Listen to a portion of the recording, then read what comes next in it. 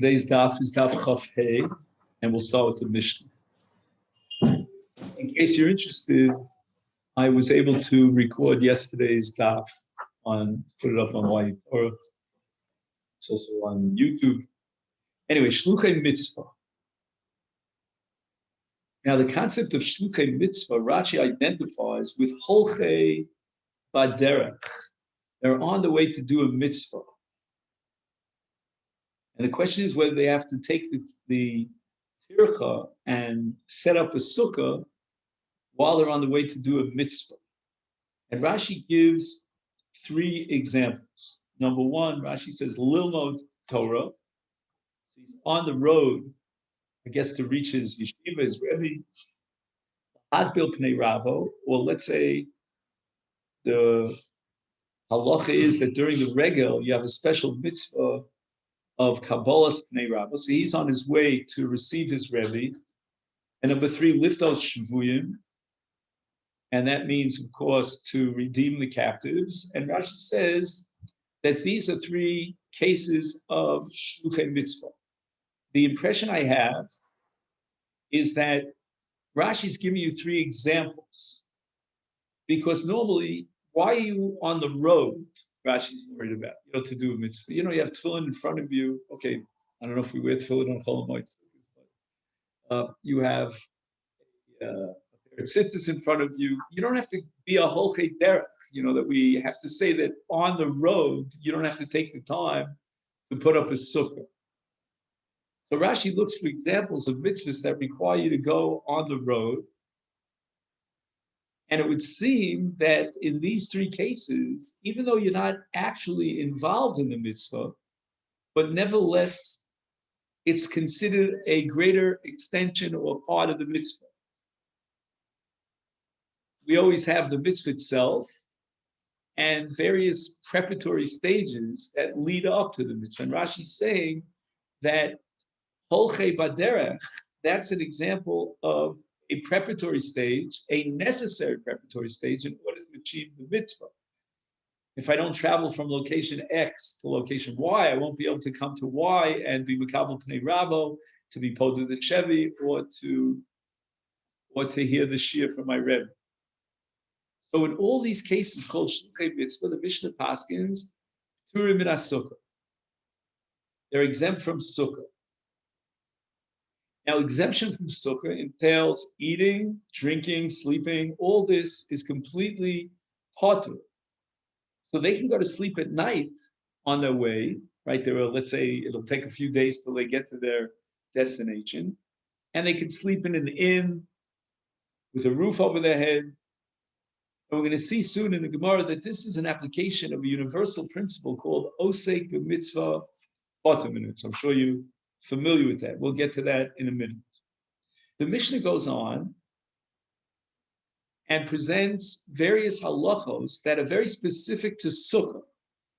In other words, we're making a shift here in the Mishnah from general halachos and rules that apply, or exemptions that apply to mitzvahs in general, to specific exemptions from the mitzvah of Sukkah. And the first on the list is cholim. We'll soon see the Gemara is going to point out that we're not talking about a deathly ill person whose life is in jeopardy. He's potter from all mitzvahs. We're talking about a chola. Chola means he's got fever, he's in bed, and we don't force him to eat or drink or sleep in the sukkah. U'mishamsheim. Mishamsheim are those who help them. They are their aides, and they likewise are potter min sukkah. The Gemara is going to derive this from various sources.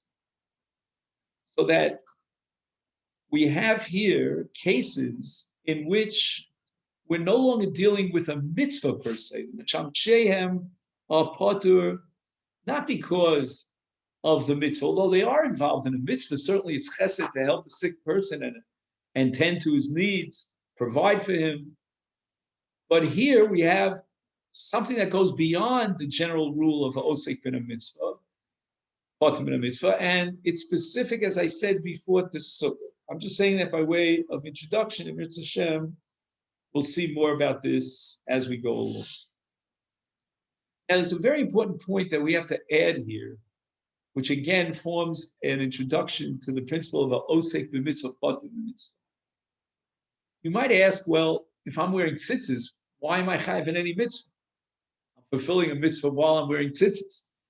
But the answer is you need what's called his askus b'mitzvah. In other words, I'm actually involved in the mitzvah. The preoccupation, the physical effort makes it impossible for me to do another mitzvah unless I drop the first mitzvah for the sake of the second mitzvah. And the halach is I don't do that. I don't drop one mitzvah for the sake of another. So therefore, if we're going to apply the principle of osek b'mitzvah to the case of misham she'em, we might assume that there's a head-on collision here, a conflict between serving the chola and sitting in the sukkah. The chola himself is not in the sukkah because he's part of the sukkah. The mishamish is also outside of the sukkah. He's being mishamish the chola. And therefore, he doesn't have a possibility. It's a situation, shall we call it, of a mutually exclusive possibility. It's not like tzitzis where he could do both. And the Ran is very famous for saying here in Masechet Succah, it's quoted all over the place, that if you could do both mitzvah A and pick up mitzvah B without dropping mitzvah A, so mitzvah A doesn't suffer as a result of mitzvah B, then we don't apply the principle of osik mitzvah part mitzvah. Let him be mekayim both mitzvahs. Let him have his cake and eat it too. And finally, there's a general halacha in Sukkah, and this end of the Mishnah doesn't seem to be connected to the exemptions that are formulated in the beginning of the Mishnah, and that is ochlim v'shosim aroi chutz l'sukkah. That what kind of an achila or shasiya generates a chiyuv sukkah only if it's keva. And the Gemara is going to discuss what kind of achila is called keva and which is called aroi, a temporary kind of snack, if you will. Now, many Rishonim are of the opinion that even though Ochlin v'shosin aroi chutzah, that's only a heter, that's only a permission. If, for whatever reason, he wants to be machmir alatzmo, he takes it upon himself to be more strict, and he dafka wants to eat even achilas aroi in the sukkah, then he does fulfill the mitzvah of sukkah. Again, it's not obligatory. We have an exemption, but it's voluntary. And he can take it upon himself to fulfill the mitzvah of sukkah, even in a case of achilas aroi. Not so in the first part of it. When we talk about, for example, cholet or misham she'em or shluchei mitzvah, you're on your way to do a mitzvah. You are single-mindedly focused on that mitzvah. Don't distract yourself. And the Ritva says, "Hosik b'mitzvah, asur b'mitzvah cheres." It's not just that he's exempt and he has a choice. Does he want the first mitzvah, which is his favorite mitzvah? No. You've already picked up the first mitzvah. The Ritva insists you're not allowed to drop it for the sake of the second mitzvah. Again, as we discussed before, if you can juggle both simultaneously, that's a whole different story. But if it's an either-or situation, you cannot do both mitzvahs, then the Ritva holds that you're not allowed to drop the first mitzvah for the sake of the second mitzvah. It's almost as if you're insulting the first mitzvah. So it's not just that you're exempt from the second mitzvah, but you're excluded from the second mitzvah. Not so in the case of achilas aroi. Achilas aroi doesn't exclude you from sukkah; it just exempts you from sukkah. Could be that even achilas aroi might have a bracha. That's going to be a machlokus because it depends on the different shittas what achilas aroi is. Inani mili, what is the source for this principle that we're so familiar with of ha'osek b'mitzvah potem in a mitzvah, which in the cases that Rashi mentions in our Mishnah, in the Reish Lab Mishnah, we apply this principle. Where is the source for that? We learned in the Brisa. B'shivtecha b'veisecha. This is in Parshas Vaschanan, in the first parsha of Kriyat Shema. And why did the Torah have to emphasize that you're chayiv in Kriyat Shema? Because you're sitting in your house. And the answer is prat, it's coming as a miut to exclude osek b'mitzvah. So that shiftecha b'veisecha is sort of paradigmic of a description of someone who's not involved in a mitzvah. He's home, he came back from his work, he took off his slippers, and he's resting on a reclining chair. He's chayiv in the midst of kriyat. But if he's not b'shivtecha, It's not b'shivtecha. He's on his way to do a mitzvah, then he's part of a mitzvah. But yet the Torah adds another phrase, ubelechtecha baderech. What is that coming to teach us? And the Bryce establishes, this is coming to exclude lechasan. Now, a chasan is a reference to someone who's marrying a woman, becheskas besula. In other words, he is going to consummate his marriage with a besula, and he's preoccupied with that mitzvah.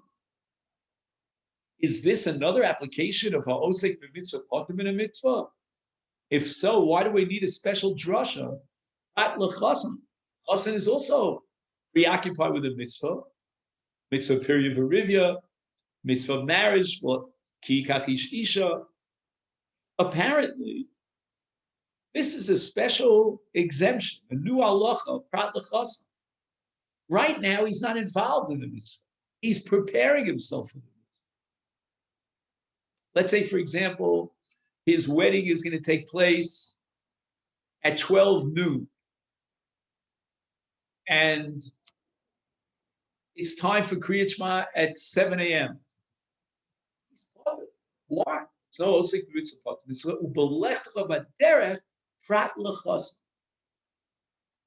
why is a chassan exempt? And the answer is that there's a new category here called Tarud B'dvar Mitzvah. He's not Osek B'mitzvah, but he's Tarud. In Yiddish, we say Farnum. His mind is preoccupied. He's very nervous. He doesn't know if he'll be able to perform this mitzvah properly. He doesn't know if he'll find it to be a basula. Maybe he'll be disappointed. Mikan Omru, the Chachamim said, Hakone says Habsula Potter. But Almana Chayev, now watch, he's marrying a woman now who's already been married in the past. He's not anticipating that she'd be a basula. He knows she's not a basula. He doesn't have that nervous tension, and he's not osek b'mitzvah right now. Now, let's say he is under the chuppah, and his wife-to-be is an almana. In that case, osek b'mitzvah potem mitzvah. But we're talking about that unique tour when he's not yet osek b'mitzvah. It's an earlier stage. It's 9 o'clock in the morning, and his wedding is going to take place at 12 noon. So here's where we differentiate between a basula and an almana. In the case of basula, he's tarud b'dvar mitzvah. He's worried about whether she's a basula, but not in the case of almana. The Gemara asks my mashma. Let's understand the analysis of the pasuk. How do you derive these halachas from the language of the Torah? Amar Avuna, kaderech. Kaderech means that the Torah is saying that you're chayav in Kriyat Shema when you are kaderech. And what is derech? So the word derech, in the way that Rav Huna understands it in interpreting this price, is derech rishus. Derech, generally speaking, unless we know otherwise, we assume it means rishus. Rishus means there's no obligation. You're on the road for whatever reason. And therefore, af kol rishus, when the Torah describes the person who's obligated in Kriyat Shema as someone who is on the way or comparable to someone who's on the way, it's coming to exclude lafuki mitzvahs, someone who's not just on the way because he's on his way. He's going down to the local makolet, to buy whatever he's buying. No, we're talking about someone who's on his way to a mitzvah. That's not called belechtecha by derech, because belechtecha means like a derech, and a derech is rishus. So the Gemara asks the following question: how do you know the derech is rishus? Milo askina de ka'azil l'dvar mitzvah. Why not expand the interpretation of derech? And we have two roads. You have a road that leads you to the makolet. You want to buy your cereal for this morning, or there's a road that leads you to your Rebbe to learn Torah, l'dvar mitzvah, to be podesh shvuyim. Bika Omar Achman Likri. Maybe the Torah is telling you just the opposite. that you're obligated in Kriyat Shema, even though you're on the derech to a mitzvah. Where it says in Cain, if that be the case, lema kra b'sheves ubeleches, while you're sitting or while you're on the road. And that would imply, in a generic sense, whether you're on the road for a mitzvah or lidvar reshus. But why does it say b'shivtecha in the possessive? B'lechtecha in the possessive? B'leches didach. It's your halicha. It's not that you're going because God commanded you. You're going because it's your halicha. You made that decision. There's nothing obligatory about it. That's called didach. And hu de mechayves, then you're obligated in Kriyat Shema. Or b'leches, the mitzvah, where it's not just didach, it's not your lechtecha, but it's God's lechtecha. You know, He's commanding you and mandating you to go on the road. Then you're part of Kriyat Shema. Ihachi, the Gemara asks, afilu konis almona nami. There's a mitzvah to get married, and if the woman that he's marrying has already been married before, nevertheless, he still has a mitzvah to marry her. Why not say that even in the case of marrying an almana, he's osek b'mitzvah potum in a mitzvah? And the Gemara answers, Konei says, Habesula Torah. We're not talking about osek b'mitzvah potum in a mitzvah. We're talking about a whole different category of exemption. And that is called tirda the mitzvah. He's, as we said before, famnumit with the mitzvah. But Konei Salmana lo Torah. He's not in a situation where he's worried about whether she's a psula, and therefore right now he's on his way to marry an almana, but he's not preoccupied in the mitzvah itself.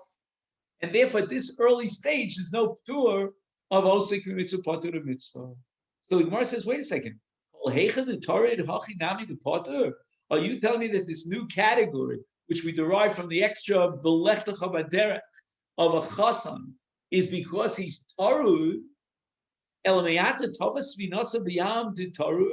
Literally, his ship sank with all the merchandise. Well, there's a crash on the market in contemporary terms. He just took a loss of, $20 per share, and he owns 3,000 shares. And if you're going to tell me that in a chinami, someone who's tarud is patur from a mitzvah, well, I'll give you the most extreme example of someone who's tarud. There can't be someone more tarud than the following. An Avel, Rahman al-Islam. He has just come back from the cemetery. He has just buried one of his 7 crows. And Omar, Rabbi Abba Bar Zavda Marav, Avel chayav b'chol mitzvahs haburas b'torah.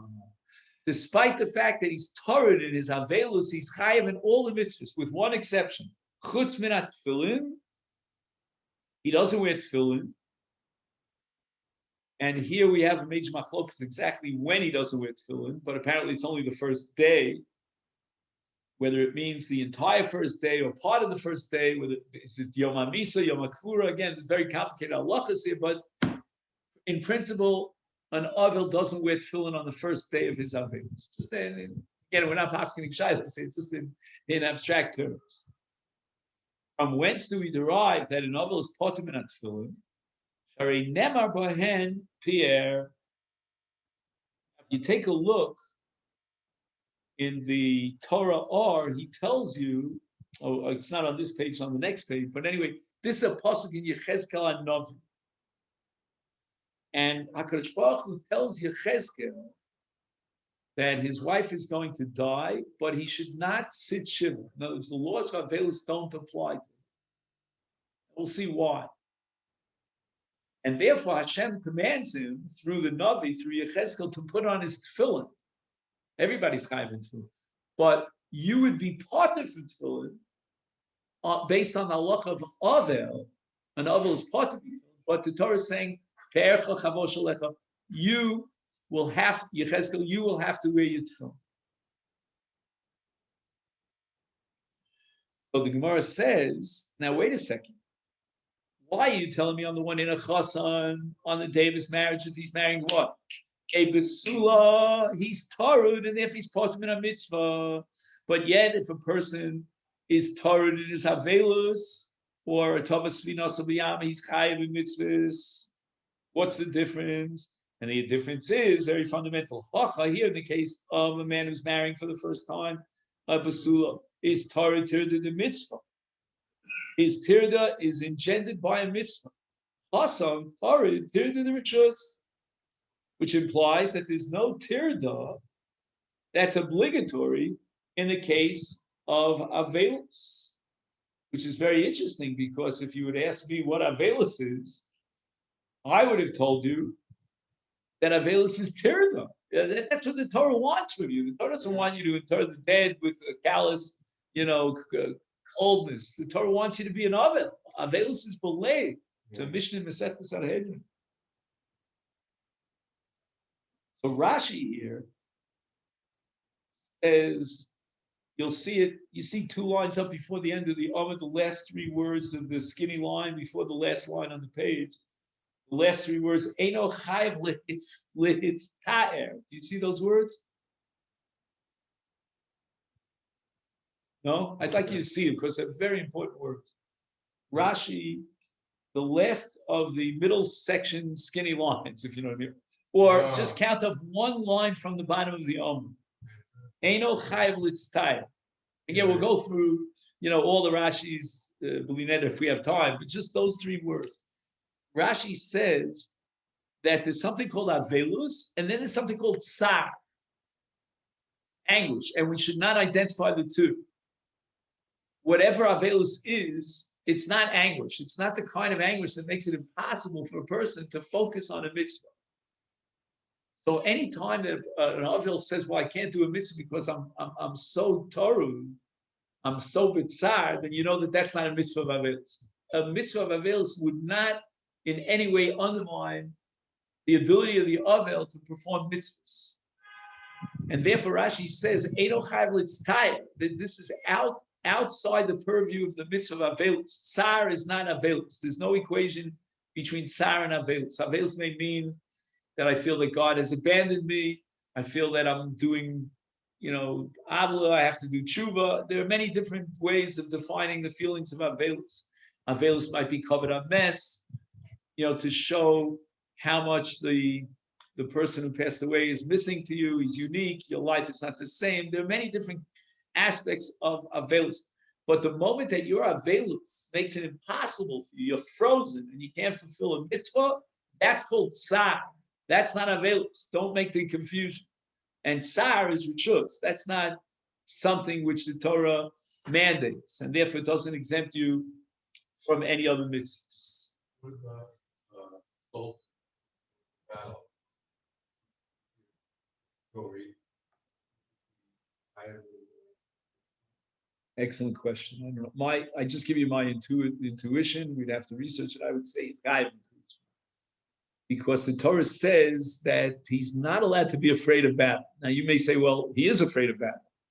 Well, this avil is in a state of tsar, but yet the Torah says it's chayav in mitzvahs. So it's interesting that the halacha works with categories that have to be recognized by the Torah. In fact, one of the people gets sent back from is Yarei Varach Levavim, because he's contagious. He's like debilitating the rest of the soul. Now again, you might ask me, well, aren't you afraid? You're going out to battle, but we're on an abstract level. Only place that's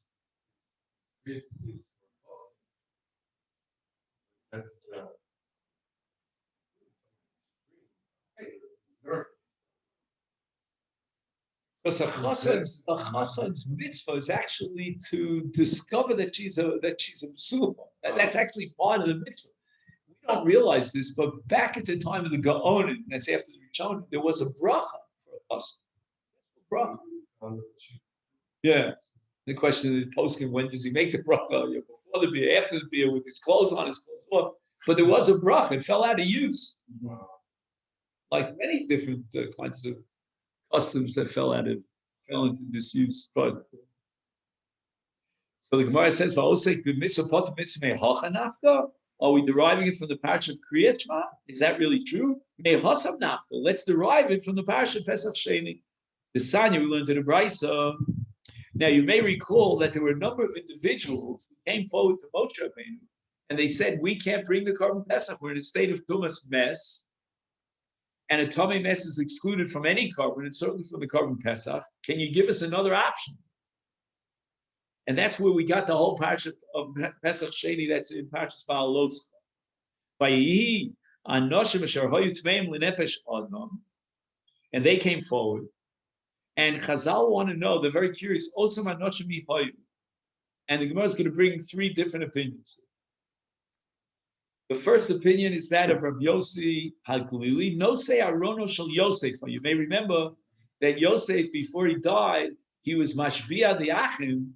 He imposed an oath on the brothers that they would take his remains with them to Mitzrayim, and I shouldn't say with them to Mitzrayim, but I mean from Mitzrayim to Eretz Canaan, and it'd be buried in the land of Israel. So those who carried his Aron, the coffin of Yosef, were Tmei Mason. And they were good guys. It says, Vayihi Anoshim. The word Anoshim always means Anoshim Chashuvim. These were important people who took it upon themselves to fulfill this great mitzvah. And now they can't bring the Korban Pesach. That's one opinion.